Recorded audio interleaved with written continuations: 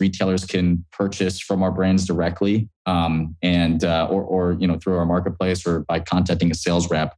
And once that sale is made, we pick, pack, ship the products on a 2-day turnaround time to retailers across the state.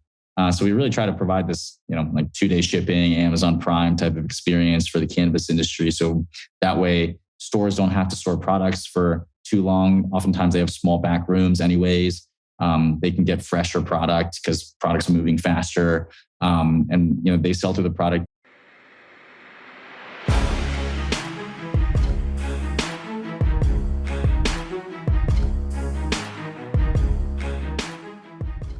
What's up, guys? Welcome back to another episode of The Dime. I'm Brian Fields, and with me, as always, is Kellen Finney. And this week, we've got a very special guest, Vince Ning, CEO and founder of Nabis. Vince, thanks for taking the time. How you doing today?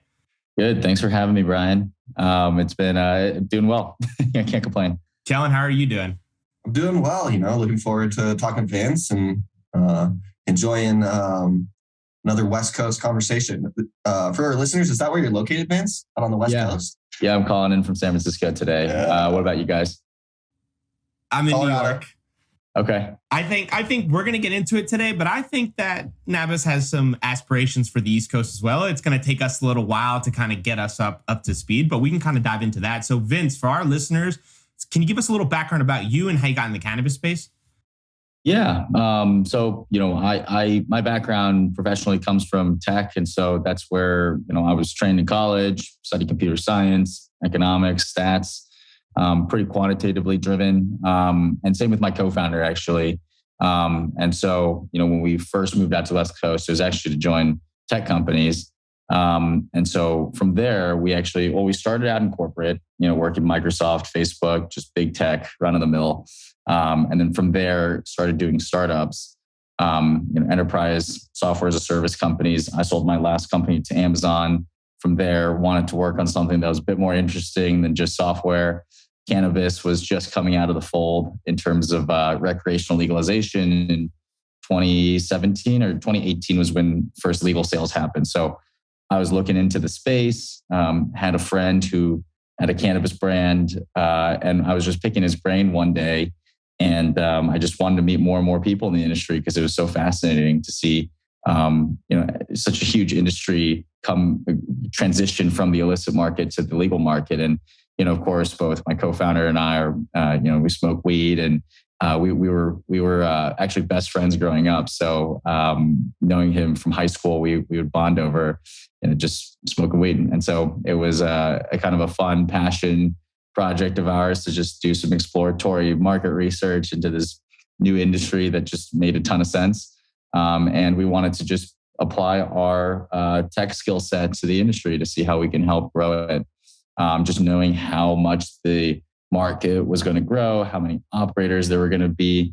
We just felt there was going to be a lot of complexity and a lot of mess. And so what we wanted to do was get right in the middle of it into the distribution side of the sector, and try to streamline as much as possible. And so from that one friend who became our first customer as a brand, through just word of mouth referrals, we just grew now to servicing over 150 exclusive brands on our platform.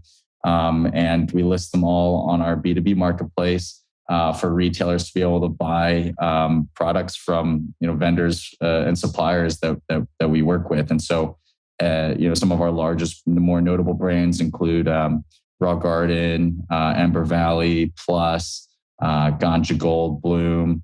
And one of the main values that we like to drive into the market is, of course, while we like to have, the big, well-known brands on our platform, we also really like to help the small operators as well. So, major difference that you see in our business versus in, another traditional distributors business is, we serve 5 times more brands than any other distribution platform. And so we have a strong motivation to helping out a lot of the smaller operators out there to help them be able to launch and scale and sustain as well. I'm fascinated by you and your co-founder's background, especially with the big tech, right, in Silicon Valley. When you're working for those big firms, you're pushing innovation. And now in the cannabis industry, you're kind of chopping down the trees and really starting the path forward. So any hesitation to kind of go from, let's say, big Silicon Valley tech to the cannabis industry? Yeah, I mean, in the beginning, it was a lot of just. I felt like because cannabis, in everyone in the back of everyone's mind, it just felt unsafe and insecure. That was definitely my initial, I guess, personal hesitation, reservation coming into the space. But when that's why I kind of started with just like a friend of mine who was in the space, since we had trust, and he introduced me to more people, and I trusted his introductions, and so. A lot of our business today, as an infrastructure as a service business, is built on that customer trust. That lifeblood is really what gives people more confidence to refer more customers to us, and that's what makes this wheel spin. And apart from that, we honestly thought it was a really cool space. The people in the industry were really genuine and real and authentic. The problems were very tangible. Coming from tech, you're always staring at a screen. I can't say I don't always stare at a screen today, but when you're delivering products, like I started doing the deliveries myself for the better part of the first year of operations. You get to touch and feel, what your service is doing in the industry, and how it's actually helping move products from point A to point B safely and securely, handling cash collections and processing that. It's a real business, and sometimes I feel like software lives in the virtual realm, and it's hard to touch and feel it. So that was something that was really fascinating to us, just coming from tech. Yeah, that's super cool. I want to get into some of the nuances associated with taking the concept from inception, right, to actually like a fully functional platform. So in other startup kind of software-based industries, there's not a ton of regulations, right? So how did you guys kind of tackle all of the regulations and compliance and all of that associated with cannabis while designing the software platform to fit into that very complex environment, if you will? Yeah, it's almost the opposite, right? Like now tech is moving towards this whole Web3 trend where everything's centralized and there's no rules. And cannabis is the most regulated. I mean, I think fundamentally we came into the space and we honestly, there were people who said they were experts were not experts because the regs had just come out, and so everyone was on the same playing field. And we actually just had to read the regulations ourselves to interpret it. There was no court precedents or legal precedents or any rulings on how various phrases in the regulations were interpreted. And so we just kind of had to go with our gut feeling, understand that there were obviously risks and just be okay with it.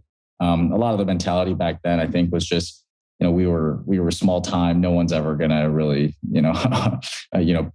turn the rock and try to gut us out of the industry because it's not worth anyone's time. But then as we got larger and larger, we obviously had to get some lawyers involved and get a couple of additional opinions before we made decisions. I mean, I think though, when we still a lot of regulations and interpretations are, and I guess the decisions you make against those are judgment calls. And so when it comes down to it, for us, like we really just think about our main stakeholders. It's like, what do our customers want? What makes sense from a business standpoint? And then how does it affect, our team? How does it affect our shareholders, our own profitability? And then we just make a sound decision based on those main things. But it really comes down to, what the customer wants. Just because I think, we that's sort of like our golden compass in terms of how we prioritize decisions. It's very smart. So let's stay in like the early days. Take us through like what the business plan looked like and then pitching those initial customers to kind of get them on board with the service, and then kind of the iterations and the scaling process, because the complexity of what you're doing is really challenging. And I think some people don't understand how many variables are being kind of handled at the same time. Yeah. I mean, the first customers, it again comes back to just what the customer needs. And back then we didn't have our, B2B marketplace. We didn't build like a Nabis capital solution. We didn't build analytics tools. We just built a website to help people enter orders in. that we would deliver and fulfill on, and we would collect payments for. And that's what people needed. Like, they didn't need some fancy software to tell them like, oh, these like cool analytics. They didn't need AI. They just needed some way to deliver their products from point A to point B compliantly and get paid. And so, we came in as those trustworthy guys who, would do all of that and not steal from them, and deliver just a good quality of service for fulfilling their products. That was the initial pitch. We would do the deliveries ourselves just to give that sort of high touch experience and build a relationship directly with, the execs at these companies. And through that, it's just, one brand at a time. We just sort of pieced this whole thing together, and, we were learning from them just as much as they were using our service. And that's, whenever we ran into snags, we would just, build features to cover all the, sort of edge cases that came along in logistics. And over time, as these businesses and small like upstarts on the brand side or on the retail side started scaling, they started telling us, oh, we need, financial solutions. We need analytics tools because my team's getting too large. I don't know what's going on in my business anymore.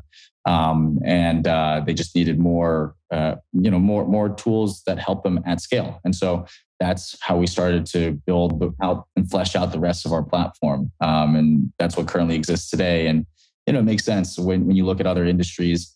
I would say the business that we have today is similar to the fulfillment by Amazon business. And that exists in a very mature market in CPG. And, as the cannabis industry evolves into a more mature market, that's the solution that will likely apply here as well. So, I think we're moving in the right direction in terms of, how we've built that platform and how we started out piecemealing it together. Yeah, I think it's so smart that you use customer feedback in order to build those additional features and tools because, right, let the customer tell you what they need and then build it around and support them because you're right. The more you support your customer, more they're going to come back and rely on you, and the more you're an integral part of the value chain. So let's talk about some of those tools. There's got to be some really incredible data insights you got on those tools. So what data insights can you share, and what insights should operators be thinking more about? Yeah, I mean, I think especially in this day and age, I would say cash flow is everything. I think people have, more or less figured out, and people are really smart about how they build their products, what categories they want to invest in.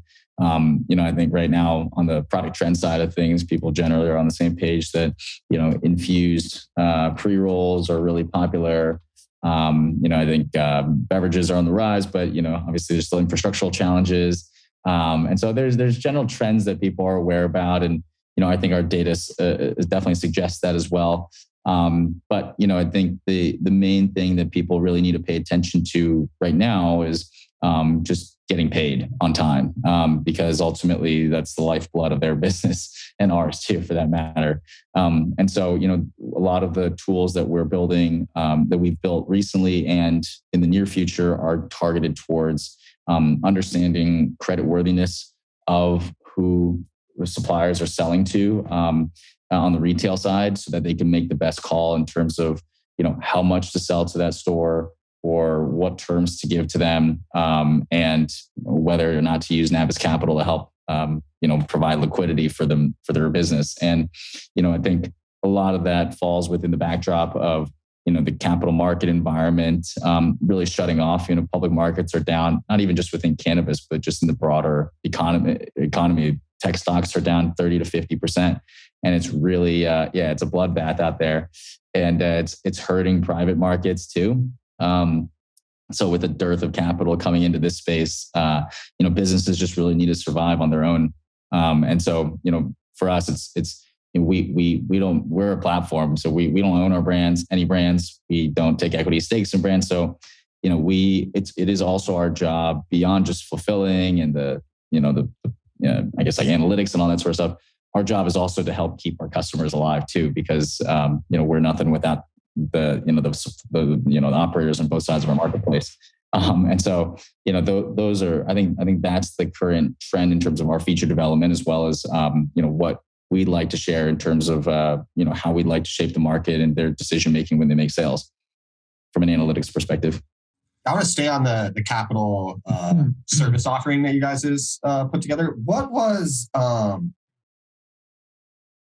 biggest challenge putting that whole kind of department together in your guys' organization? Because it's not easy raising capital for any startup, let alone in cannabis, especially with all the risks associated with now you're pretending to be a bank, kind of almost in that same gray area marketplace. What were the conversations with some of the backers and kind of the entities providing that capital for liquidity in the marketplace? What were those conversations like? Yeah, I mean, I think for creditors for that business, I think everyone saw the opportunity because of the fact that banks can't actually touch the space in broad, from a broader perspective. And so as a result, our business, because we do the fulfillment, because we do, the payment collections on behalf of all of our vendors and suppliers, we had sort of this how do you call it? Sort of arbitrage, or rather we had unique insights into how creditworthy a retailer was. And it was very constant feedback because of our day-to-day collections activities. We knew how timely this payment was going to come from this particular retailer versus the next. And so that was something that's where the data really helps in terms of our underwriting and our ability to minimize credit risk.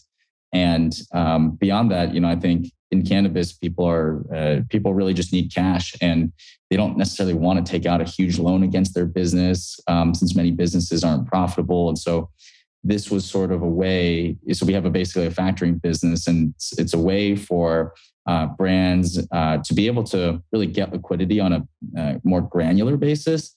And would you call it micro, almost like microfinance? Yeah, in a way, it is very each invoice averages about $3,000 to $4,000, and that's how small the little transactions are. But and then brands can use it on a case by case basis, so they don't necessarily have to encumber their entire balance sheet with a huge term loan and not be able to pay it back, and run the risk of losing ownership of their business. This is a way where they can also just use their existing fulfillment partner to also help with their financing too. So, becoming more of this all-in-one platform for them made it easier for them to just basically just work with one party to get all these things done. And launching the product was really just, we thought about a lot of different ways to do it, but we just thought having it be done in line with the order and collections lifecycle, like a unit level lifecycle, was just the best way because ultimately, it just streamlines the payment side for us rather than having to underwrite every single brand every single time. It was just, invoices were generated. This is cookie cutter. We could generalize it, and we found a scalable, repeatable way to do it. We basically just, so some of our investors invested in other factoring businesses and, put me in touch with them.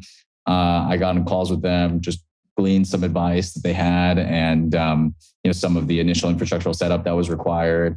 And basically just set the same thing up. And it took about a few months and we launched in market with a couple customers. And, before you knew it, when people sign up for distribution now, they immediately turn on this financing service because at the end of the day, it costs them nothing to have it on. It's, only if they decide to use it.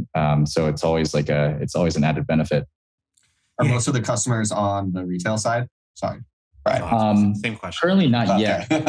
Currently not yet. I mean, well, each transaction, includes a brand and a retailer. But right now we basically, we underwrite the retailer because they're the ones ultimately paying. That's exactly it. Okay. Yeah. But then the brands are the ones who pay the fee for the factory. Oh, okay. Yeah. So it's like both sides are in it together. Yeah, exactly. Yeah, because the brands are the one that's getting immediate liquidity on. And the retailer's taking the risk, right? Because now they have to pay it back. So everyone's got skin in the game. Yeah, exactly. It's got to be such a challenging process, right? Can you lay out a little more of a scenario for that for our listeners to try and understand exactly how that works? Because I think it's such an integral part, especially given the cash capacities in the space. Yeah. So the sort of example would be, brand A would sell, let's say $100,000 worth of products in an order to retailer A, and there, out comes like an invoice.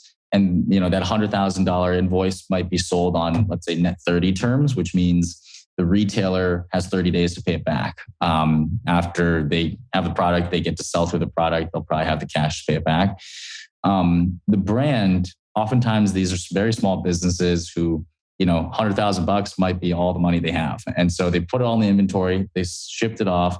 They don't have the money to go start producing their next batch of inventory.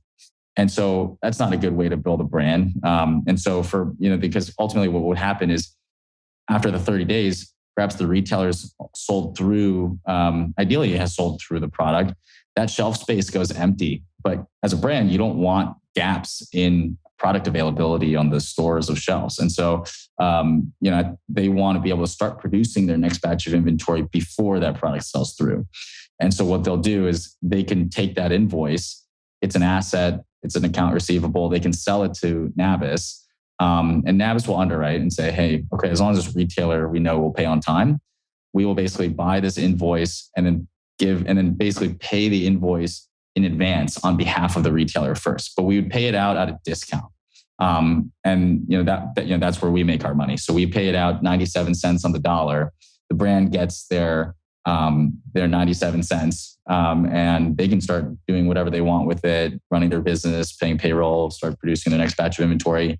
And we will wait the next 30 days to collect from the retailer. And then we'll make that spread, that difference between the 97 cents and the whole dollar on that invoice. And so that's, one life cycle of the transaction, but it helps provide a lot more like liquidity in the market, as well as improves sort of the life cycle, the sort of like velocity of inventory through the supply chain as well. It's such a critical piece of the puzzle. And I'm curious to know, I obviously you can't share from a business perspective how much, like as a percentage wise of your business that's become, but I'd assume that's probably that's becoming bigger and bigger as we continue, because that has to be such a massive need on a day-to-day basis. Because obviously what we've seen in California is challenges across the board, and that just being one of them. So let's stay on California. Can you describe some of the challenges that California operators are facing? Yeah, there's tons. We feel it. Our customers feel it. I'll say I think the biggest challenge right now is just incredibly high taxes. And the problem is it's actually starting at the top of the supply chain with cultivators. So right now ever since the inception of the California market, the recreational market, there's been a cultivation tax and an excise tax. And cultivation taxes were charged based upon the weight of flower that was produced. But after last year, there's been this oversupply of flower that's coming into the market. So, the average price per pound has fallen significantly, but the weight is still the same, if not more. And so what ends up happening is the taxes don't fall in line with the average price per pound. And so because you're still paying the same taxes, but making less money, we've heard cultivators saying that they're paying up to about 40% of their revenue in cultivation tax alone, not to mention all the labor costs and, the actual cost to produce this product.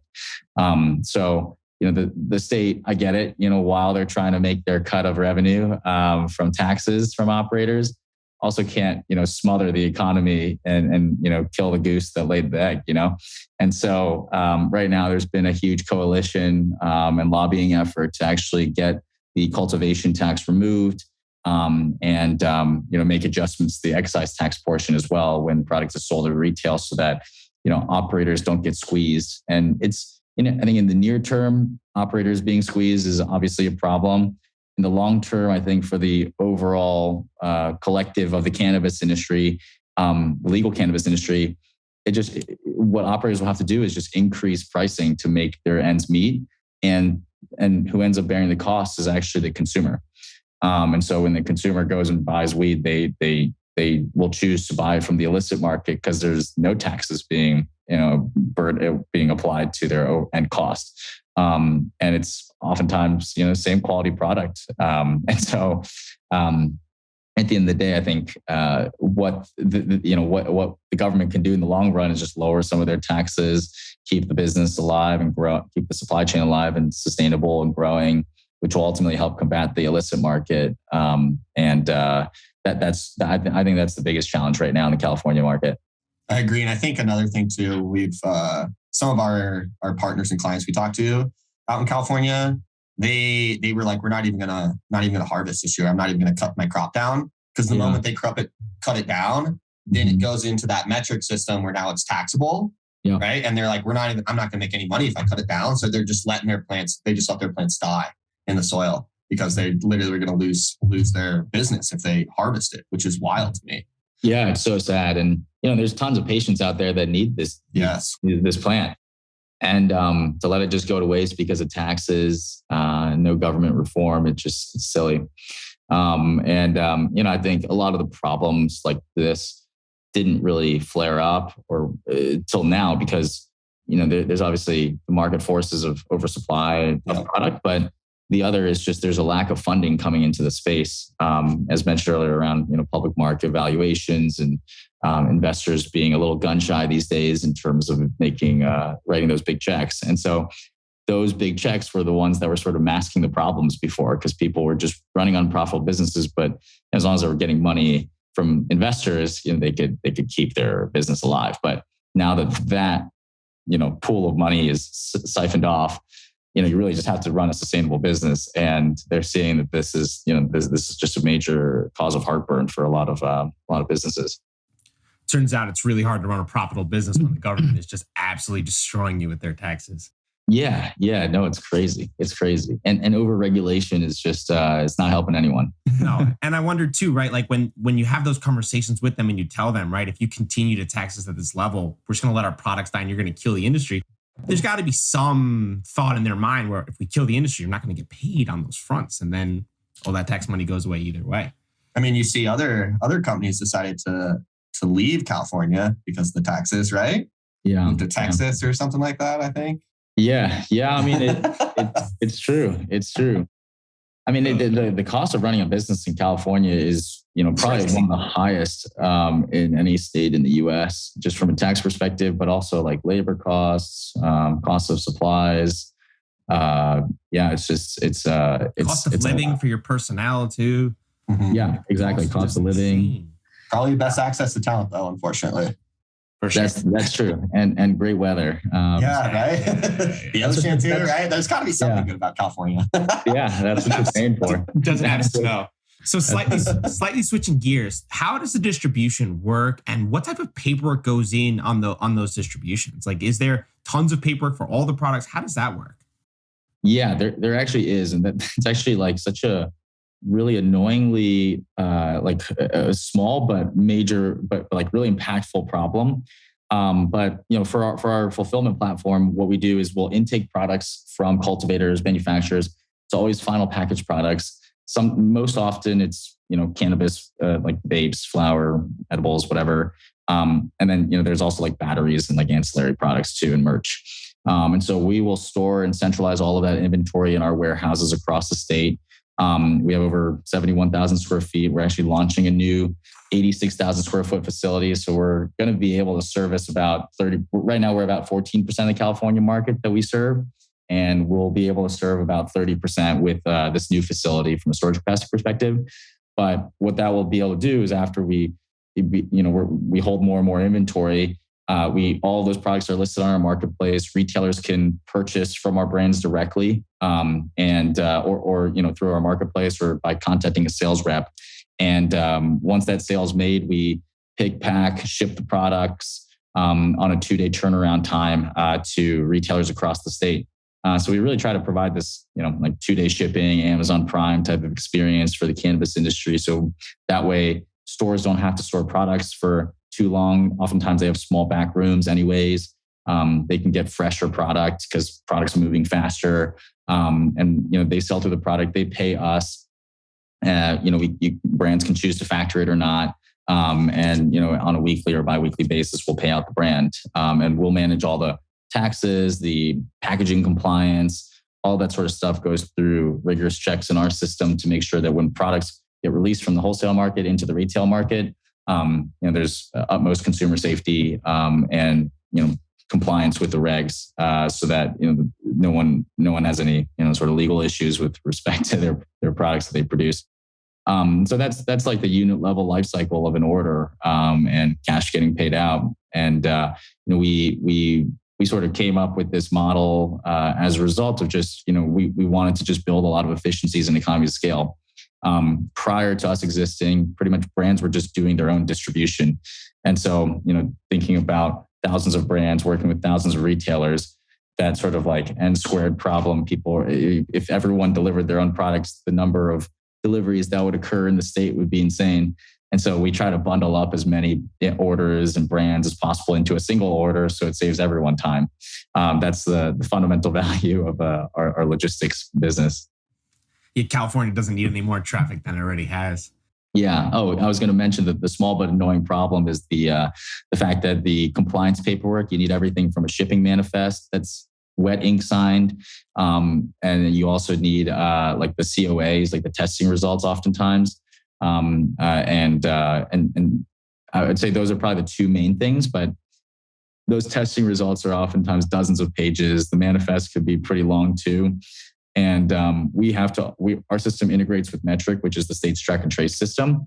And so, we input all the order information to there before we make the transfer and the delivery. But the manifest has to be printed out and wet ink signed. And if the state ever audits you for those records, they actually have to scan it back in to send it to them.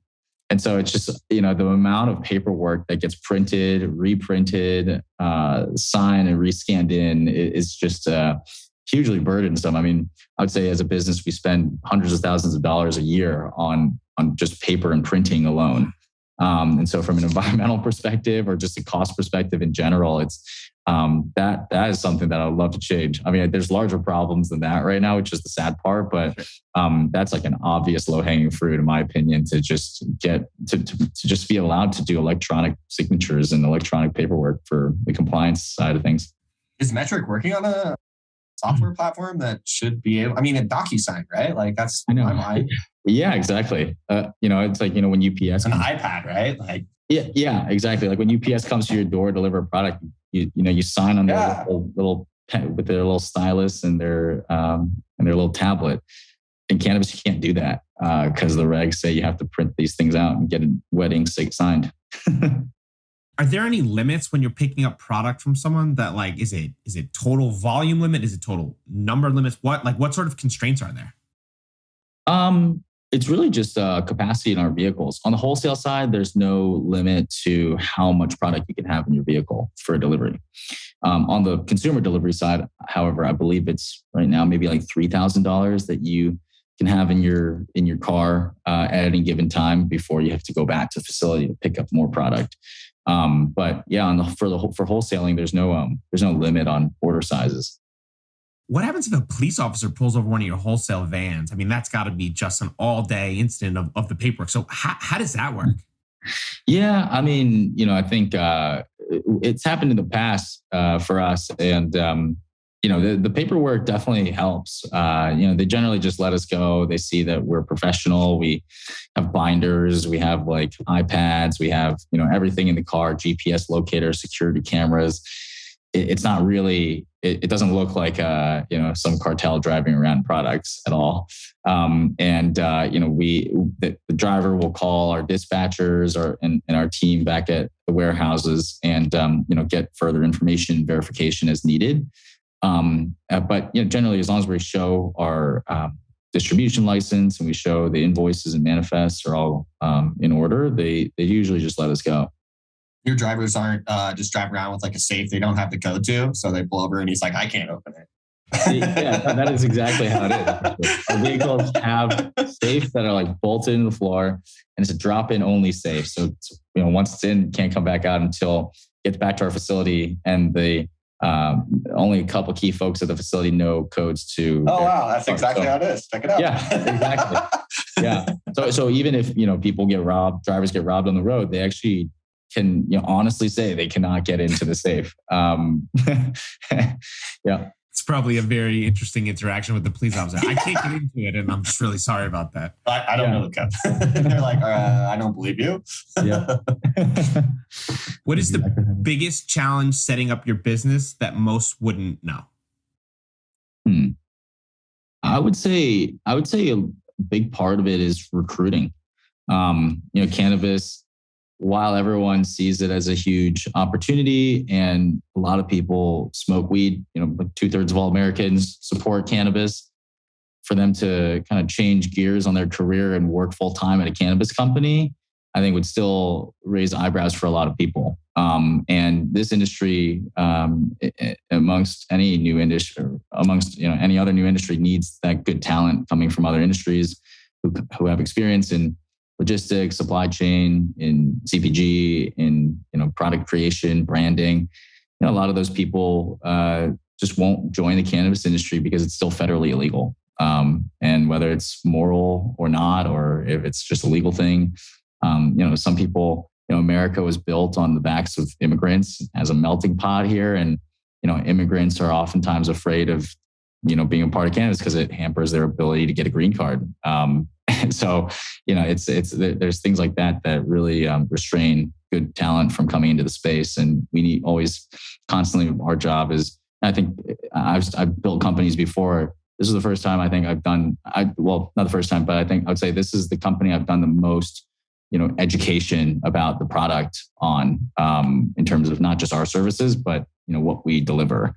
Just because I think it's important that people who work at Nabis and people who are thinking about even investing in the space, understand that this is a product that's worth having around in society. And it's, it was wrongly, put in a box back in the 80s. Amazon used their data insight trends to release products. Any future roadmap ideas of Nabis releasing consumer-facing products? No, not really. It's always been a thought, and people always ask us about it. But one of the big reasons we've been able to scale our platform to the extent that we have today is because we're grounded in this agnosticism, where we have a balanced portfolio. We have competitive brands shipping on our platform, but we don't do the sales for them. So we're not picking sides. We don't have our own brands. We don't compete with it. We don't create conflicts of interest amongst the customers we fulfill for. So, that's, for some other distributors who might do that, they can pretty much just fill out a menu space of, one brand in each category and at each price point, and then you're pretty much maxed out on your menu. And then you just have to basically keep pumping those same 20 brands. For us, we wanted to help out that longer tail of the market because we wanted to give everyone an equal opportunity to get to market.